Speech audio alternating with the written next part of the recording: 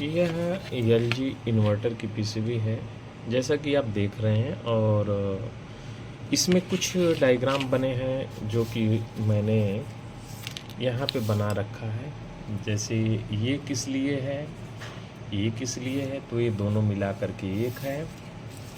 इसके अंदर एमसीयू ये वाली है, ये नंबर की एमसीयू है जो कि एक ब्लैंक होती है। इसके अंदर प्रोग्राम होता है जो कंपनी के द्वारा किया हुआ रहता है, इस आईसी के अंदर डाला हुआ है जो कंपनी डाल के देती है। ये आईपीएम है, तो आईपीएम को चलाने के लिए इससे ही ड्राइव जाएगी। साथ में ये कम्युनिकेशन का ये वाला पार्ट है जो कि इधर से कमांड दिया जाएगा, तब जा कर के ये चलेगी। यानी इसको सिग्नल मिलने के बाद ही ये कंप्रेसर को आउट करेगी।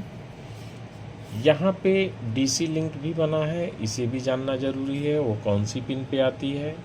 तो ये सारी जानकारी आपको पूर्ण रूप से मिलने वाली है। अब यहाँ पे आप देखिए तो ये 44 और 43, तो 43 इनपुट का है। यानी यहाँ से यदि ये एमसीयू कुछ कहता है तो इस कैपलर के ज़रिए कहेगा और ये आसानी से इसको मिल जाएगी। ये अगर कुछ इसको कमांड देता है तो 44 से देगा, जो कि इस कैपलर के ज़रिए यहाँ पे, इस कैपलर के ज़रिए जो कि यहाँ पे डायग्राम आप देख रहे हैं कुछ इस तरह से, यानी 44 पिन से ये सिग्नल को भेजेगा और यहाँ से ये एक्टिव होगा और इस तरह से ये भेज करके एमसीयू के पिन नंबर 19, यानी इसके पिन नंबर 19 पे ये सिग्नल भेज देगा। तो ये तो इसकी बात है। और दूसरी अगर देखें यहाँ पे, तो यहाँ पे भी कुछ संरचना बनी है। यहाँ पे 2 डायोड लगे हुए हैं। ये किस लिए लगे हैं, तो ये डायोड को अगर देखेंगे तो ये डायोड यहाँ से एसी लिंक, यानी एसी की जो फ्रीक्वेंसी है उसको यहाँ पे लाया गया है और वही पार्ट यहाँ पे 2 पार्टों में बना हुआ है। ये कैसे वर्क करता है तो इसका संपूर्ण डिटेल में जानकारी मैं इसका भी दे देता हूँ आपको। और यहाँ पे ये होगा ये। और रह गई बात इसका डेटा, इस पर कितने कितने वोल्टेज आते हैं, तो अगर वोल्टेज की बात करेंगे तो हमने यहाँ पे 2 मॉडल का निकाल के रखा है। एक मॉडल ये है और एक मॉडल ये है। तो ये पीसीबी अभी जो ये मॉडल की है ये तो अभी चली जाएगी, क्योंकि ये कस्टमर की है तो ये पीसीबी निकल जाएगी, ये हमारे पास नहीं रहेगी। लेकिन ये वाली पीसीबी जो ये दूसरे मॉडल की है, इस पर मैं पूरा फुल्ली प्रैक्टिकल करके आपको दिखा दूंगा। वोल्टेज की रही बात, तो वोल्टेज का चार्ट जो बना हुआ है अभी मैंने अपने हिसाब से बनाया है। तो पिन नंबर 1 2 3 4 5 6 7 8 9 10 11 12 13 14 15 यहाँ पे है।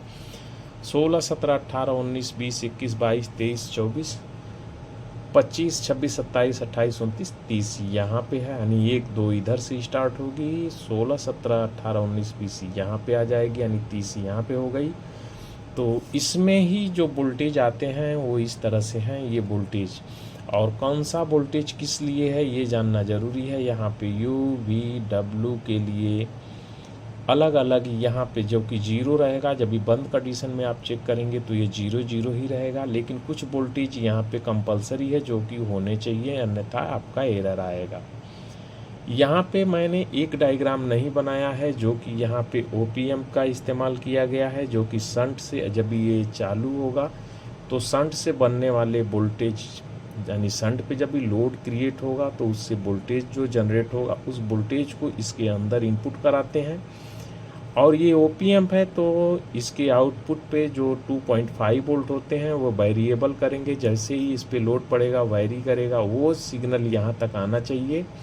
अगर इसमें नहीं आएगा तो भी आपका एक एमसीयू यानी कंप्रेसर नहीं चलेगा, एमसीयू यहाँ पे एरर देगा। तो 6 टाइम 7 टाइम जो भी एरर होता है वो एरर आएगा। इसका एरर जो है इसी तरफ है। तो बोलें अगर हम ये कहें कि इसके अंदर दोनों पार्ट है, ये इंडोर हो गया, ये आउटडोर हो गया, एसी में भी हमारे कुछ इसी तरह की बनावट होती है। यानी एसी जो हमारी होती है ये हम मान लेते हैं कि आउटडोर वाला सेक्शन हो गया कंप्रेसर का बाहर के लिए, ये कम्युनिकेशन वाला सेक्शन हो गया। तो इसके बाद हम इंडोर को इसे मान लेंगे जिसमें सेंसर वगैरह सब लगे होते हैं, फ़ैन वगैरह सब लगे होते हैं हमारे इंडोर के फ़ैन। तो इंडोर एसी में ये सब ऐसे ही होता है ना। और दो सिर्फ कम्युनिकेशन के लिए दो कैपलर का इस्तेमाल करते हैं और उससे हम भेज देते हैं। तो यहाँ पे सिर्फ दो ही कैपलर का इस्तेमाल करके इस तरफ भेज दिया गया है, बीच में कोई वायर कनेक्टिविटी नहीं है, इसके लिए यहाँ पे दो ही है। अगर ये बिल्कुल अलग कर दिया जाए तो फिर हमें यहाँ पे 4 की ज़रूरत पड़ जाएगी, क्योंकि यहाँ पे 6 वायर निकलेंगे, 3 वायर निकलेंगे, तो इतने वायर को कनेक्ट करना मुश्किल है। तो सिर्फ एक वायर पे हम दोनों सिग्नल को भेज देते हैं। जैसे कि हम अगर कहें तो यहाँ पे कैपलर लगा दिया है और यहाँ से निकलने वाले को एक पे कर दिया और फिर यहाँ पे आकर के हम डिवाइड कर लिए। ठीक उसी तरह से जैसे हम यहाँ पे UVW यहाँ पे देखिए 1 2 3 और 4 5 6 इसमें जब निकलती है यहाँ से 6 पल्स निकलती है। देखिए यहाँ पे तो इस तरह से यहाँ पे देखिए जो रेजिस्टेंस लगी हुई है ये 1 2 3 4 5 6, तो 6 ये पल्स निकलती है। 6 पल्स को निकाल करके हम इसको लास्ट में क्या कर देते हैं, इस IPM के ज़रिए हम उसको डिवाइड कर देते हैं। और डिवाइड करने यानी उसको इस क्रम में रखते हैं कि वो 3 में कन्वर्ट हो जाती है, 1 2 3 में कन्वर्ट हो जाती है। लेकिन जब हमें इसकी आवश्यकता पड़ती है कि हम यानी हमारा कोई फेलियर तो नहीं है, कंप्रेसर जब नहीं चलता है तो हमें यही चेक करना पड़ता है। तो फिर हम क्या करते हैं, यहाँ पे UVW लगा देते हैं। तो फिर यहाँ पे हम 3 वायर कनेक्ट करते हैं और UVW टेस्टर में यानी UVW टेस्टर में हम 6 LED को जलाते हैं। इसमें से अगर एक भी LED यहाँ पे ब्रेक हो गई तो यहाँ पे हमें एक नहीं जलेगा, बाकी 5 जलेंगे। अगर यहाँ पे 2 ब्रेक कर देते हैं तो यहाँ पे 2 LED बंद हो जाएगी, 4 ही ग्लो करेगी। तो इस तरह से कैसे रहता है कि जैसे यहाँ से हम यहाँ पे आ गए, तो ये चीज़ समझने वाली बात है। ये इंटरनल चीज़ यही होता है। अगर ये आप आसानी से समझ जाते हैं तो बहुत ही अच्छे तरीके से आप किसी भी प्रॉब्लम को सॉल्व कर सकते हैं। अभी यहाँ पे बोलें तो AC लिंक है और ये वाला अपना DC लिंक है। इसका जो वोल्टेज की बात करेंगे कि यहाँ पे वोल्टेज कितना होना चाहिए, बहुत से लोग बोलते हैं कि वोल्टेज कितना होना चाहिए। तो देखिए डिवाइडर रूल के हिसाब से आप यहाँ 1 मेग का रेजिस्टेंस है, 10K की एक रेजिस्टेंस है और यहाँ पे जो वोल्टेज कैपेसिटर पर बनने वाले जो वोल्टेज हैं उससे आप डिवाइड कर लेंगे तो आपको ये मालूम पड़ जाएगा कि यहाँ पे कितने वोल्टेज की आवश्यकता है। इसीलिए मैं बोलता हूँ कि डायग्राम की आवश्यकता नहीं है, जितनी आवश्यकता आपको इसके बारे में जानने की है कि यहाँ पे कैसे वर्क कर रहा है। यही तरीका मैं बताता हूँ, यही तरीके से मैं करता हूँ और यही तरीका मैं आपको भी बोलूँगा। हाँ, यदि आपको डायग्राम पे चलना है तो आप डायग्राम से चल सकते हैं।